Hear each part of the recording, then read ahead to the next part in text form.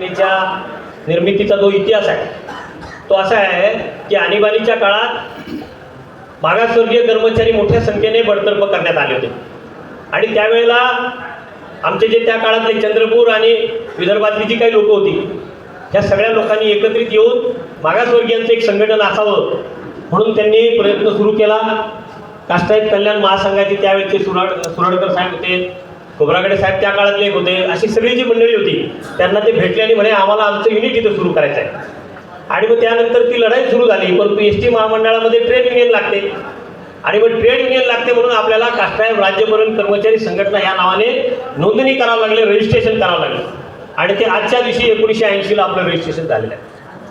मागासवर्गीय कर्मचारी जे आहेत त्याच्यासाठी सातत्याने म्हणजे त्या काळात आपण उपोषण धरणे ह्या पद्धतीने आंदोलनं करून जी बडतर्फ झालेली लोक होती त्या सगळ्यांना एस टी महामंडळात पुन्हा नोकरीत घ्यायला लावलं. ही कास्टाईत संघटनेचं सगळ्यात मोठं काम आहे.